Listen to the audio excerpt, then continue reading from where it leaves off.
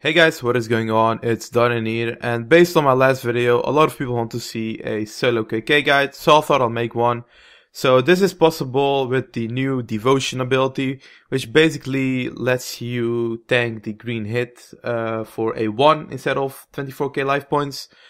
And this might get nerfed in the future, so this guide might not totally work then, so just a heads up.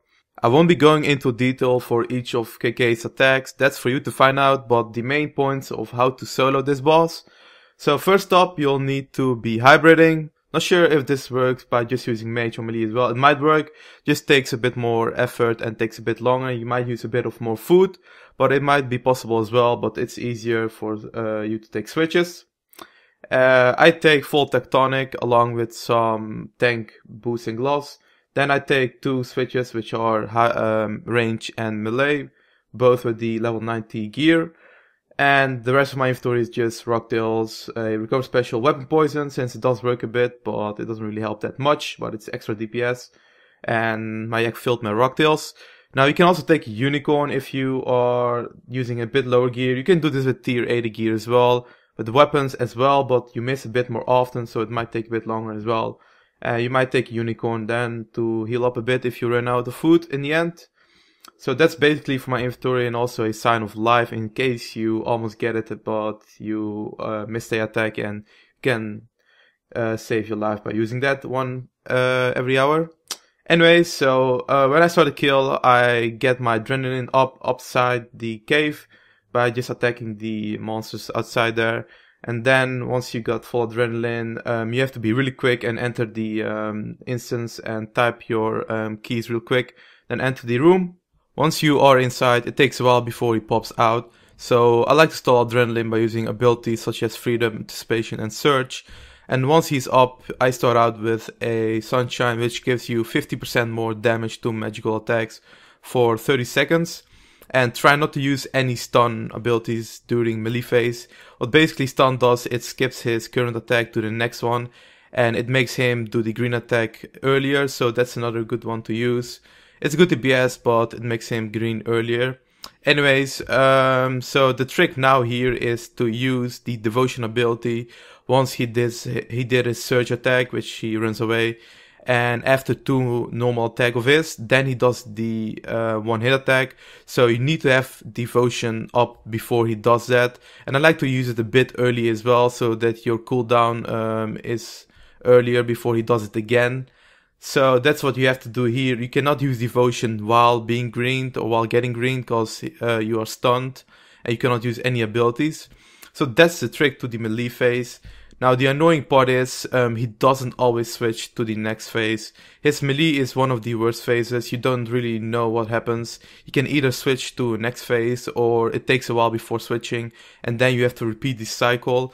And worst case scenario, your Devotion isn't ready up to use it again. So that's why you have to run around the room a bit and try not to get attacked by him, so he doesn't use his green attack again. So that's it for the melee phase. Now remember that he switches phases randomly. There's no specific thing that makes him switch. It's all randomly time limited. So that's why you have to run about a bit around the room and get him to switch phases. But remember, if you don't attack him for a certain of seconds, he switches to a phase, but he heals also to full HP. And basically it makes you start over the kill. So don't wander off and stand in the corner and wait till he switches, because then he probably already healed up to full HP.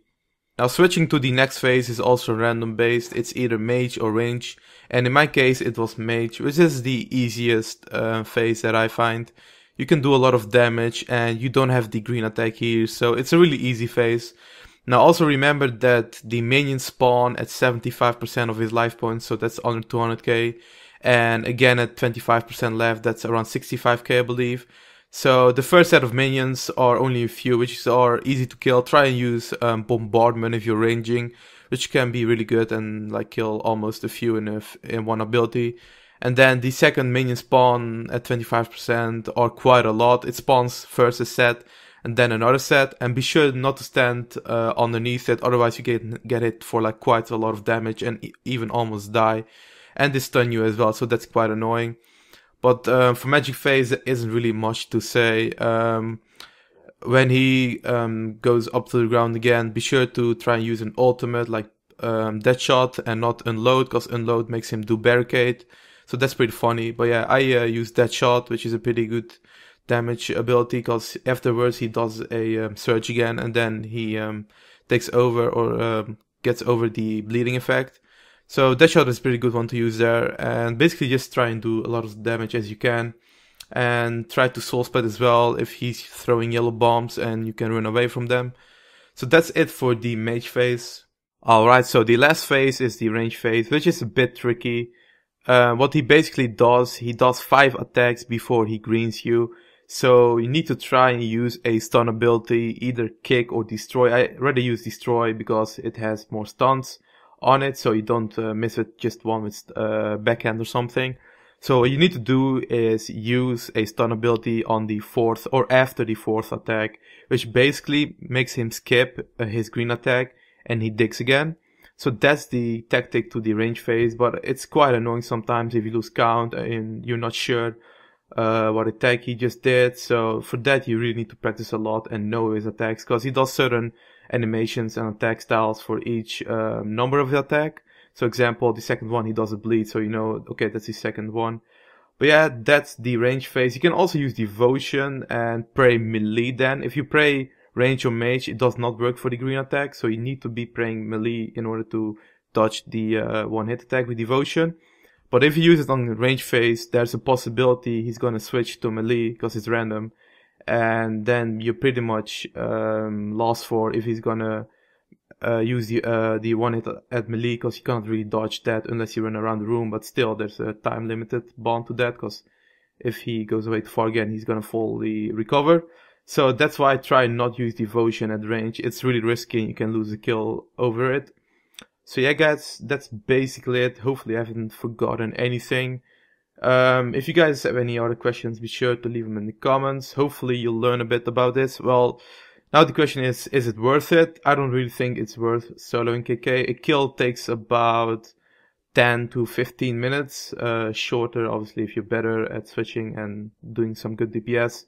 But also it's a bit luck based, because he does his green shield sometimes really often, sometimes he doesn't do it.